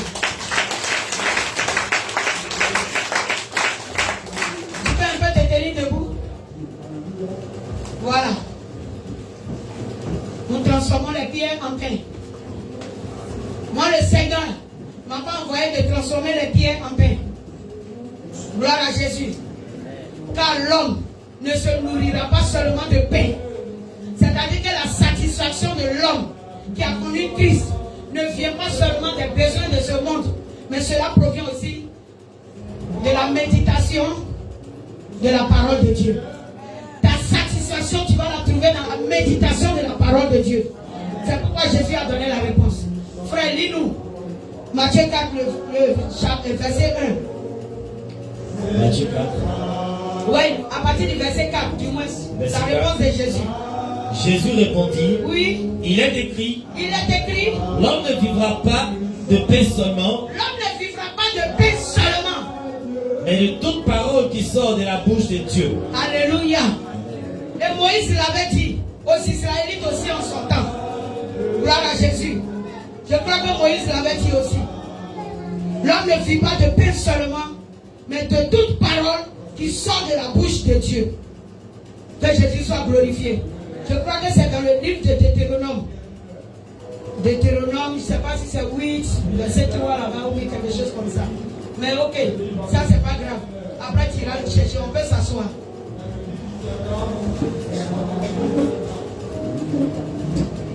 Quelqu'un est connecté à moi. On va continuer. Regardons maintenant. Regardons le deuxième. La deuxième tentation de Jésus. Dans la deuxième tentation de Jésus, il a dit quoi? Frère, continue la Verset lecture. 5. Oui. Le diable le transporta dans la ville sainte, Oui. le plaça sur le haut du temple et lui dit, Et il dit, attends. Le Seigneur dit, le diable le transporta dans la ville sainte. Le plaça sur le haut du temple. Pourtant on dit, il a été envoyé par l'esprit où ça? Dans le désert. Mais la ville sainte ne se trouve pas dans le désert. Écoute, avec quoi analyser la parole? C'est quand Jésus commence à expliquer sa parole qu'on comprend les profondeurs. Est-ce que la ville sainte Jérusalem était dans le désert? Ce n'était pas dans le désert. Amen. C'était là en Israël. Construit. J'ai des choses, comme on l'appelle, le temple construit. Là, on parle de la cité de David qui était là. Les Israélites étaient là, il y avait du monde, tout et tout. Amen. Mais on nous dit que Jésus a été envoyé dans le désert. Et puis on dit que le diable le transporta maintenant dans la ville sainte. Et puis le met. Oui. le diable le transporta dans la ville sainte et le plaça sur le haut du temple. Le haut du temple. Et lui dit, si tu es le fils de Dieu, il dit, si tu es le fils de Dieu, jette-toi en bas. Waouh. Car il est écrit. Il est écrit. Il donnera des ordres à ses anges à ton sujet. Oui. Et ils te porteront sur les mains, de peur que ton pied ne heurte contre une pierre. Amen. Et le Seigneur me dit, je te donne encore l'explication de ce passage. Quand on dit que le diable l'a transporté dans la ville sainte sur le haut du temple, le Seigneur vient prendre un enfant de Dieu par là. Que lorsque tu as vécu Satan par rapport à tous ses besoins, les choses charnelles et toutes les propositions qu'il a mis au devant de toi, il s'est dit oui, comme ces femmes je t'ai proposé,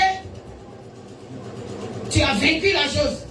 Parce que tu te dis que non, ce n'est pas forcément le mariage qui peut faire la chose, la force. Comme cette maison était proposée, tu as vaincu la chose. Comme c'est un grand temple je t'ai proposé, peut-être, tu as aussi vaincu la chose. Donc le diable va te transporter maintenant dans les besoins spirituels. C'est ça qui est dans la ville sainte, au sommet. Sur le haut du temple. Acclame le Seigneur.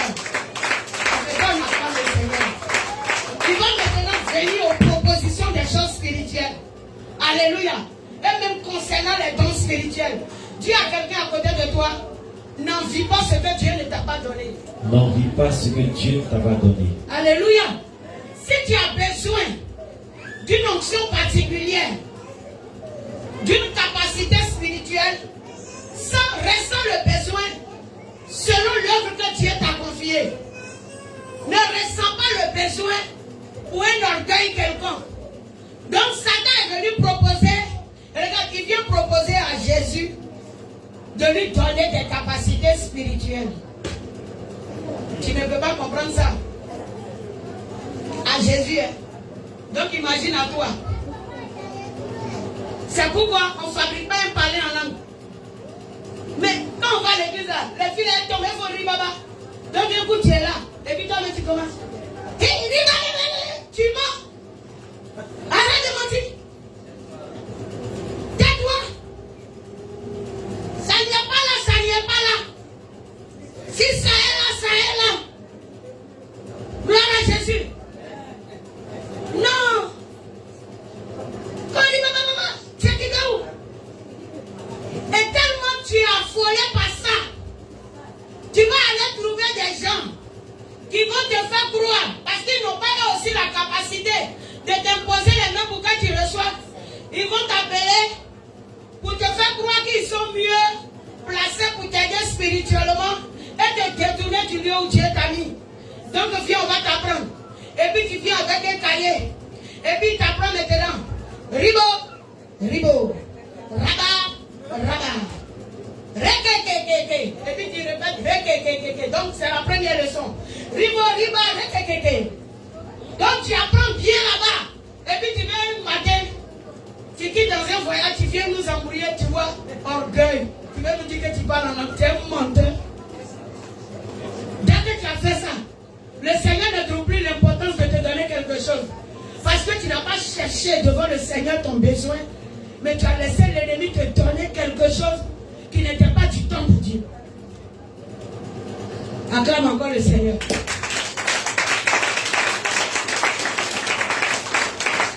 Si tu fermes tes yeux, il va dire c'est trop spirituel quoi. Amen.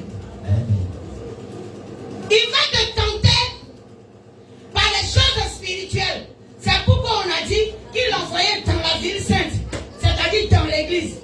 Et puis il a commencé à lui montrer des personnes qui ont des dons spirituels. Tu vois lui là, il a imposé les mains. Tu vois elle-même là, tu sais pas où, elle vit mal, mais tu vois non, elle a imposé les mains. Et puis le jeune là, il dit qu'il avait mal ici et puis il est guéri. Tu crois que quoi? Tout ça là c'est Dieu. Laisse-moi te montrer. Tous les pasteurs tu vois aujourd'hui là, c'est pas Dieu hein. Tu vois tout ce qu'ils font là. Tu crois que quoi? Ils s'en vont chercher à quelque part. Alors il est orienté. Tu vas avoir ton. Quand tu as venu là, tu vas voir que si tu commences à parler en langue, autour de toi-même les gens tombent. Tu seras plus fort que le pasteur de l'église. Voici le haut du temple. Voici là. Tu ne veux pas les choses du monde. Ok. Tu as déjà dit à tout le monde que tu as appelé, non? Et puis depuis là, le Seigneur n'a pas encore fait le remplissage. Mais moi, je peux t'aider facilement. Je peux te remplir. Voici la proposition. Je peux te donner ceci, je peux te donner cela. C'est de ça le Seigneur parle. Voici, tu es fatigué? Ça va aller. Tiens fort. Parce que tout ça là concerne chaque personne. Alléluia. Amen. Je vais te les donner. Et puis, il te fait la proposition. Il n'est pas pressé. Ça va mettre un temps. Tu t'en vas. Quand tu viens à l'église même, c'est là on dit il y a un programme encore, puis tu es choqué encore. Et tu vois tout le monde vient. Ah, les petites filles appelées là. On dit il faut diriger.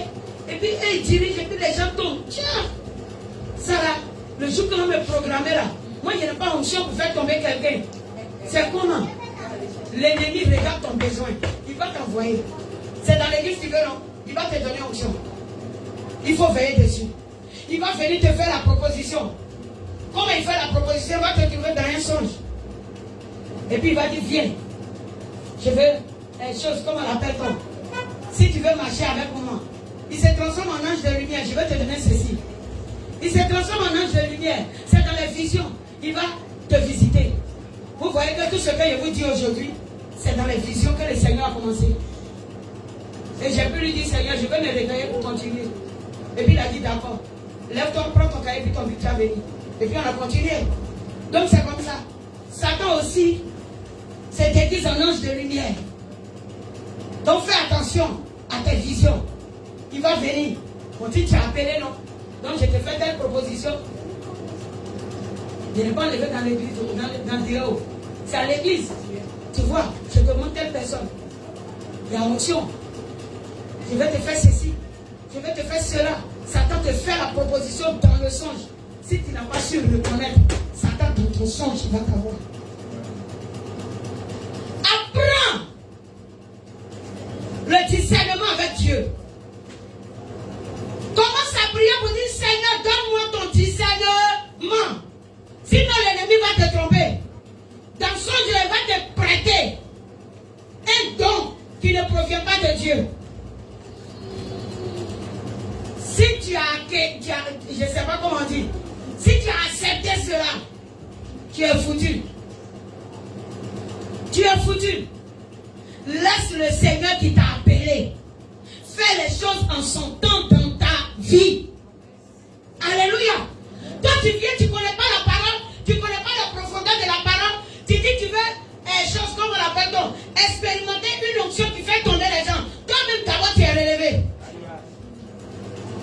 C'est quelle onction qui fait tomber tout le monde? Tu n'es même pas encore toi-même debout, tu es à terre, et puis tu veux faire tomber les autres. Aïe! C'est pas possible. Faisons attention à nous-mêmes. Sinon Satan va te prêter la chose. Alléluia.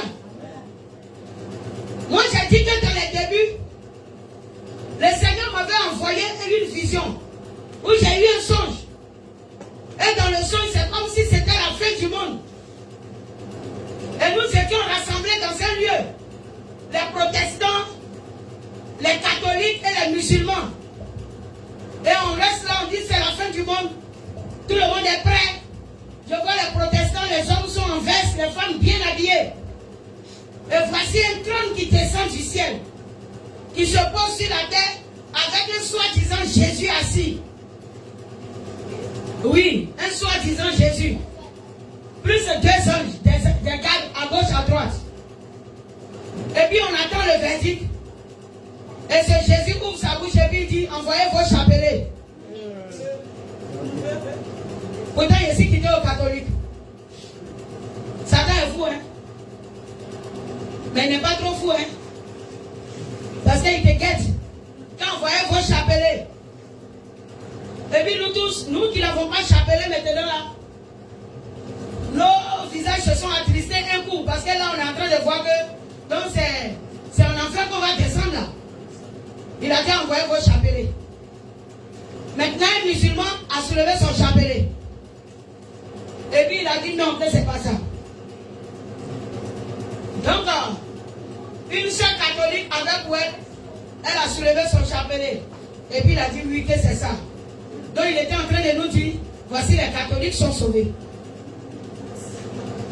Donc, les musulmans et les protestants étaient disqualifiés. Et le groupe où j'étais, le groupe des protestants, ils étaient découragés. Et un coup, ça m'est venu à l'idée de poser la question à ce Jésus-là. Donc, je suis sorti du milieu des autres. Et puis, je suis venu devant lui. Il a dit, mais Seigneur, faut nous montrer dans ta parole où tu as écrit qu'on doit prier avec le chapelet. Je lui ai dit ça. Il n'a qu'à prendre la Bible là, et puis il va nous montrer où on doit prier avec le chapelet. Il n'a pas parlé. Et puis je lui ai dit, mais dans la parole il est écrit que lorsque la trompette va sonner, on sera enlevé. Les bons en Christ premièrement. Et puis les autres vont suivre. On va te retrouver dans les airs. Tu es venu faire quoi à terre ici? faut connaître la parole de Dieu. Pour que aussi dans ton songe, quand l'ennemi vient pour te tromper, tu puisses acquérir la victoire. Imagine que je ne m'étais pas intéressé à la parole, que je ne connaissais pas ces choses. Il allait m'avoir. J'avais fait demi-tour aux catholiques pour dire, Dieu m'a montré que c'est les catholiques qui sont sauvés. Faites attention à la manière dont vous recevez vos visions et vos révélations. Est-ce que ça converge avec ce que Dieu a dit? C'est important. Quand j'ai fini de dire ça, le Jésus, tout le monde était d'accord avec la question, mais c'est vrai. Mais il a fallu que je me démarque. Donc ça veut dire que là où tu es éprouvé, ce n'est pas le pasteur qui va traverser avec toi les épreuves. C'est toi-même, prends ton engagement. Alléluia. Amen. C'est très important. Ce n'est pas le pasteur même qui doit vivre à ta place. C'est toi qui dois vivre pour Christ, toi-même. Gloire à Jésus. J'ai fini de parler. Le Jésus a trouvé qu'il a été vaincu, il a disparu. Lui et puis son trône ont disparu. Ça veut dire qu'ils n'ont pas pu siéger. C'était une manière de me demander l'accès à ma vie. C'est ça. C'est comme ça l'ennemi dans les songes vient pour vous demander l'accès à votre vie. Si tu n'ouvres pas la porte à Satan, il ne pourra pas pénétrer en toi. Il demandait ainsi l'accès à ma vie. Je lui ai dit non. Parce que ma vie là, elle veut tout faire selon la parole, ce qui est écrit. La Bible dit que Jésus a tout accompli. De tout ce qui a été dit sur sa vie, cela a été accompli. Et puis c'est terminé. Il faut que tout ce que le Seigneur a déclaré sur toi soit accompli.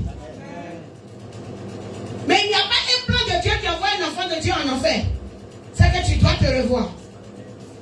Gloire à Jésus. Quand il a disparu, 2 anges sont descendus et puis ils m'ont dit, tu viens de réussir à l'épreuve. Oh yes. Vous voyez? Mais pendant ce temps, ce n'est pas que je courais chez Pasteur Koulibaly pour dire, je suis venu pour que tu m'enseignes. Mais seulement que j'acceptais le Seigneur. J'étais chaque jour dans la méditation de la parole. Et tous les dimanches à l'église, j'avais mon cahier, mon bible. Et tous les vendredis à l'enseignement, j'avais mon cahier, mon bible. C'est ce que je faisais. Et quand je sors de l'église, je repartais, moi seul à la maison. La nuit, quand j'ai fini de prier, je reprenais les textes. Je les relisais. Et j'écoutais le Saint-Esprit. Voilà comment on grandit spirituellement. Mais toi, dès que tu sors de l'église, tu déposes ton bic et puis ton cahier. Là où tu as mis là, c'est dimanche prochain, tu le reprends. Il faut dimanche prochain. Parce que quelqu'un qui a déposé même dimanche là, tu sors en même temps parce que tu as des courses à faire. Ah, chrétien, comment tu vas mûrir? Alléluia. Donne du temps à Jésus. Sinon, Satan ne s'amuse pas. Il ne joue pas. S'il n'a pas pu te tromper avec les choses du monde, tu as décidé, je ne veux plus garder tout et tout, il a compris. Mais il va venir prendre quelqu'un dans l'église, ça va devenir ton gars aussi. Tu ne sais pas ça, tu auras gars dans l'église. Tu as fait comme beaucoup, je connais. En tout cas, je ne veux pas que tu suives mes regards, parce que mes regards sont fixés au ciel. À moins que tu veux arriver au paradis. Là, je ne suis pas là pour te citer quelqu'un. Sinon, que c'est de toi-même que je parle. Toi qui parles dans ton cœur, qu'il ne faut pas dire mon nom là. J'ai déjà dit ton nom. Dans ton cœur, tu as compris. C'est de toi que je parle. Voilà. Tu n'as pas pris dehors, tu as pris dedans. Mais c'est de la fornication. Ok. Parce que même dedans, on te demande de te marier d'abord. L'important n'est pas le sexe que tu utilises. Marie-toi, c'est les recommandations avant d'utiliser le sexe. Ok. Ouais. Le sexe n'est pas à vilipender. Voilà. Que ceux qui ont des oreilles comprennent. Donc le Seigneur me dit c'est comme ça. Il propose. Je sais qu'il est là, mais je vais m'allonger un peu. Pour ne pas revenir dessus dimanche prochain. Vous me le permettez? Vous me le permettez? Acclamez, on va finir avec ça. 1 Corinthiens 12.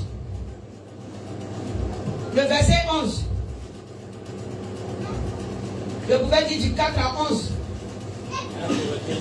1 Corinthiens 12. Verset 4 à 11. À partir du verset 4 à 11, rapidement. Il y a diversité de dons. Il y a diversité de dons. Mais le même esprit. Le même esprit. Diversité de ministères. Diversité de ministères. Mais le même Seigneur. Mais le même Seigneur. Diversité d'opérations. Diverses manières d'opérer les miracles. Mais le même Dieu qui opère tout en Le tous. même Dieu qui opère tout en tous. Or, Or, à chacun la manifestation de l'esprit est donnée à chacun la manifestation de l'esprit est donnée pour l'utilité commune. pour l'utilité commune. Ça veut dire si Dieu m'a donné un don, c'est pour tout le monde le don. S'il t'a donné un aussi, c'est pour tout le monde. Pourquoi toi tu cherches un don pour te montrer à qui que ce soit? C'est pas utile. Tu cherches ça pour toi. Vaine gloire. Ce que Dieu t'a donné, c'est pour tout le monde. Mais pourquoi c'est pour moi qui est en moi là, tu veux qu'il te donne? S'il m'a donné le don d'interpréter, c'est pour que tu écoutes.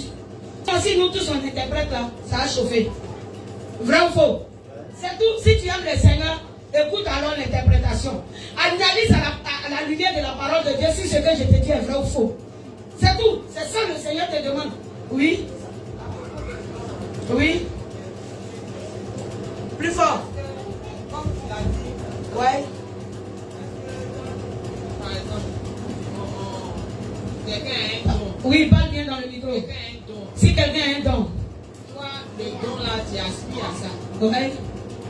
Du genre, quelqu'un a un don de révélation comme ça dans Oui, l'église. oui, Quand oui. toi, le don là te plaît, est-ce que ça c'est la convoitise? C'est-à-dire, du genre, tu veux aussi, comme tu l'as dit tout à l'heure, là, tu veux le don et puis tu pries Dieu pour que Dieu aussi t'accorde. Oui, c'est pas la convoitise. Tu peux prier le Seigneur pour qu'il t'accorde. Gloire à Jésus. Parce que tu trouves que ça peut être utile pour l'exercice que tu fais dans le Seigneur. Le Seigneur aime que toi-même tu échanges avec lui, de voir c'est quoi tu veux pour l'œuvre à laquelle je t'ai appelé. Oui, Seigneur, je veux ceci. Donne de la satisfaction aux malades qui viennent. Moi, j'ai pris le Seigneur à chaque fois. Le Seigneur m'a dit si quelqu'un vient en ce lieu, qu'il soit malade ou pas, prêche-lui ma parole, moi je fais le reste. Donc selon comme moi le Seigneur m'a dit, je prie chaque jour le Seigneur pour que ceux qui viennent reçoivent la guérison.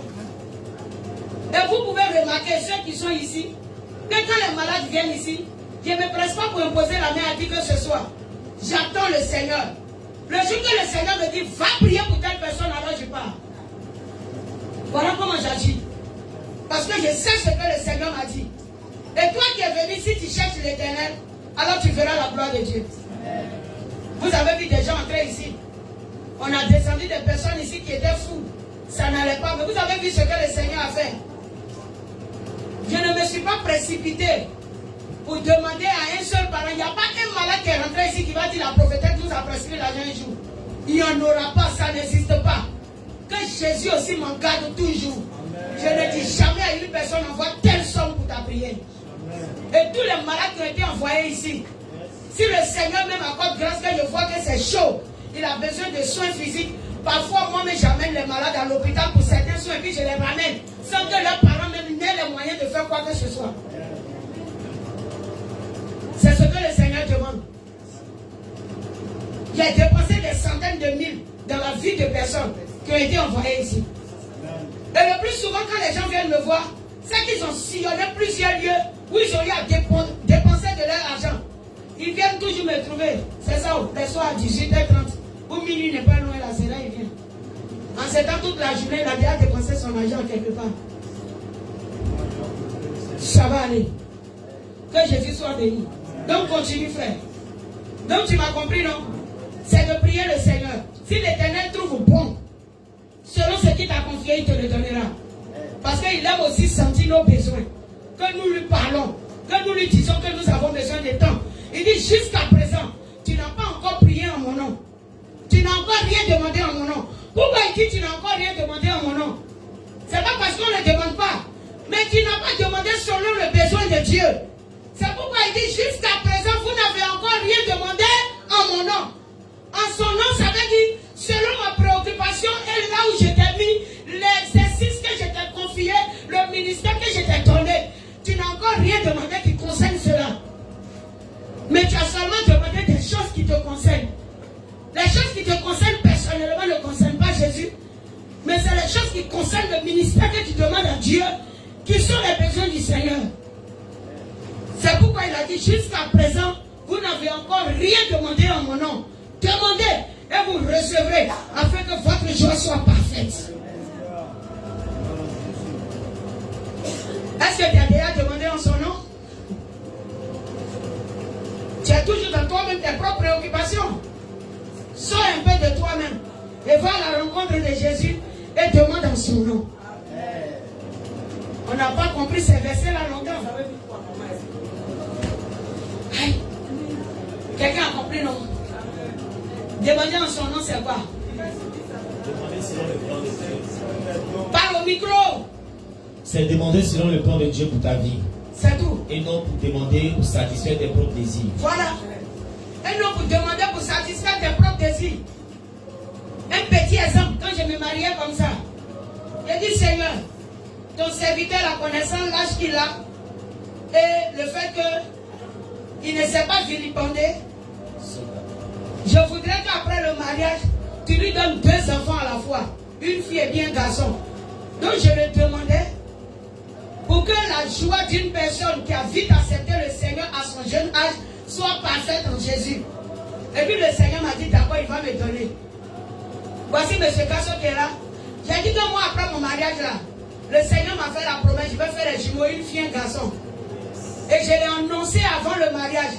Effectivement, après le mariage, ce que j'ai demandé au Seigneur, il a accordé. J'ai pris grossesse, j'ai accouché une fille et un garçon. Non mais c'est tout. C'est pour le Seigneur. Parce qu'il m'envoyait dans la vie de quelqu'un. Et moi je priais le Seigneur pour que la vie de ce dernier soit comblée. Alors le Seigneur m'a accordé. Quelqu'un comprend? Voilà. Et des gens ont été témoins. Ceux qui étaient à moi en ce temps ont été témoins. Lui-même, mon mari me demandait, tu crois que tu vas accoucher quoi? J'ai dit, ce qu'il a demandé à Dieu, c'est une fille et un garçon. Il n'était pas sûr. Jusqu'à ce que, au 8e mois, il y a eu une échographie qui disait que c'est des jumeaux, une fille et un garçon. Mais quand toi tu veux me voir, tu viens me voir. Parce que tu as vu qu'une soeur a fait jumeaux à l'église. Moi aussi, il va faire les jumeaux. Tu ne vas pas en avoir. C'est pas parce que les autres ont fait qu'il faut que tu fasses. Quel est le plan que tu as pour ces jumeaux-là? Est-ce que tu peux les éduquer selon la voie du Seigneur? Parce que tu vas voir jumeaux, quand tes parents vont enterrer du village, tu dis jumeaux, on ne fait pas ça. Tu vas commencer à obéir aux coutumes. Parce que ces jumeaux, c'est devenu des idoles dans ta main. Beaucoup ont cherché à transformer mes jumeaux en objet d'idolâtrie. J'ai dit jamais. Même pas ma propre mère, j'ai refusé. J'ai refusé. Oh, on dit qu'il faut faire cérémonie pour l'enfant, la fille là, que le garçon là ceci. Il faut faire cérémonie, telle cérémonie pour le garçon là. J'ai dit, c'est vous qui avez envoyé. J'ai dit, pour moi là, c'est pas jumeau, c'est 2 enfants. Dieu a collé, puis l'a envoyé. Donc laissez les cérémonies de jumeaux que vous avez là. Allez-y loin avec ça. Si tu n'as pas encore cette force-là, le Seigneur ne te donnera pas. Tu pries le Seigneur pour un enfant. Le Seigneur va te donner un enfant. Tu vas aller confier l'enfant aux idoles de ta famille. Tu veux que Dieu envoie l'enfant là comment? Dieu ne peut pas te donner quelque chose qu'il sait que toi tu vas détruire. Il ne donne pas quelque chose que tu vas détruire. Vous comprenez? Quelqu'un m'a compris? Madame Bonnet, ça va? Voilà. On ne demande pas quelque chose au Seigneur par envie. Mais par le désir de faire sa volonté, on demande. Dans le but d'accomplir la volonté du Seigneur, on demande à Dieu. Ne demande pas. Parce que tu as vu dans la main de quelqu'un d'autre que tu vas demander. Le Seigneur ne te donnera pas. Je vais aller finir rapidement. Oui, allons-y. Termine la lecture. Verset 8. Oui. En effet, à l'un est donné par l'esprit une parole de sagesse, oui, à un autre une parole de connaissance, selon le même esprit. Selon le même esprit, grand E, oui. À un autre la foi, par le même esprit, oui. À un autre le don de guérison, par le même esprit, à un autre le don d'opérer des miracles, à un autre la prophétie, à un autre le discernement des esprits, à un autre la diversité des langues, à un autre l'interprétation des langues. Oui, à une autre l'interprétation des langues. Un seul et même esprit opère toutes ces choses, en tous, les distribuant à chacun en comme il veut. comme il veut. Le même esprit opère dans la vie de chaque personne. Il distribue les dons à chacun comme lui-même il veut. Alléluia. Donc, ce n'est pas mon don là qui forcément va t'intéresser et puis tu vas aller chercher ça à quelque part. Amen. Moi, j'ai fait un programme chez moi où j'ai regroupé, c'était des pasteurs. Une veillée qui a eu lieu. Et c'est pas s'il y a des gens ici qui étaient à cette veillée. Oh oui. Une veillée que j'ai faite chez moi à la maison. Il y avait quelque chose de 150 à 200 chaises remplies. La majorité étaient les hommes de Dieu. Et le Seigneur s'est étalé sur des actions prophétiques. Et il a commencé à révéler des profondeurs. Ouais. Il a dit veillez là. À partir de 21h jusqu'à 8h, on n'avait pas encore fini. Les hommes de Dieu étaient à terre. Et oui, ce jour-là, ça a chauffé. Et après ça, il y avait quelques-uns que le Seigneur m'a dit d'appeler. Je les ai appelés, puis je les ai fait asseoir. Quand je les ai fait asseoir, j'ai causé avec eux. Et puis je leur ai dit, ce que le Seigneur veut que vous fassiez, c'est de vous donner totalement corps et âme à lui son œuvre et non à ce que vous voulez vous-même réaliser. Ce qui vous retarde et qui vous envoie loin de l'Esprit de Dieu, ce sont les penchants de votre cœur. Et puis je leur ai dit, regardez, nous causons. Mais tout de suite au devant de vous, je vais dire au Seigneur d'envoyer l'ange de l'Éternel, prendre le corps de quelqu'un et puis venir vous révéler ce que vous avez dans vos cœurs comme pensée. C'est ce qui m'a été donné de la part de Dieu. Et je suis resté là, j'ai prié, j'ai parlé devant eux au Seigneur. J'ai dit, Seigneur, envoie l'ange de l'Éternel qui donne les révélations des profondeurs cachées. Prends le corps d'une personne et puis envoie-le au milieu de nous ici, il va nous parler. On était là. En 2 minutes, une soeur est venue. Shalom maman, je dis sois béni, assieds-toi. Et je savais que c'est l'ange de l'Éternel qui venait de prendre un corps. Il s'est assis. Il a commencé à dire, ce jour-là, Achille était venu, il était parmi ces hommes de Dieu. Il n'était pas encore de l'église, c'est maintenant Achille est là. Demandez à Achille, il va vous dire, toi, quand tu venais, voilà ce que tu as dit. Voilà ce qui s'est passé. Et puis toi, présentement, voilà ce que tu es en train de dire dans ton cœur. Et puis telle personne, la personne est venue, il nous a seulement salué. Et puis il dit, le maître m'a envoyé, tu m'as appelé. Il a dit, ok, donne-leur la révélation. Et puis il a dit à la femme d'un pasteur qui était là, voilà ce que tu as fait, voilà ce que tu as fait. Et Dieu est tombé en même temps. Il a dit, là encore, là, c'était compliqué. Waouh, c'est fini. Et puis devant eux, j'ai dit merci au Seigneur, j'ai prié. La personne est tombée, l'esprit est parti, elle s'est relevée, elle regarde. Maman, il y a quoi? Il dit non, il faut partir. Il n'y a rien. Le Seigneur venait de parler, n'est-ce pas? Ils se sont relevés là. Ils sont partis, ils ont béni Dieu. D'autres sont venus me voir en secret. Donne-moi la chose qui est là. Vraiment, vous les hommes de Dieu. Donc il a cru qu'il y a un babati à part là. Oh, vraiment, pourquoi même? J'ai dit donc, si moi j'étais allé voir un féticheur ou tisser une alliance quelconque du dehors, tu faisais comme ça prendre aussi cette alliance. Mais vraiment, vous voyez Dieu comment? Mais pourquoi tu peux être animé d'un esprit comme ça? Donc tu peux même désirer quelque chose, une alliance qui provient d'un féticheur, parce que simplement cette chose qui s'est passée t'intéresse. Tu le veux pour toi-même. Tu ne le veux pas pour le Seigneur. Donc aussi, de te donner la chose, là si toi tu as mangé ou bien tu t'es frotté, tu vas aussi appeler des anges. Les anges de l'Éternel ne travaillent pas comme ça. Je vais couper l'enseignement. Parce que l'heure est partie. On va continuer dimanche prochain. Que le Seigneur nous bénisse. Parce que Dieu est fini, mais vraiment. Alléluia.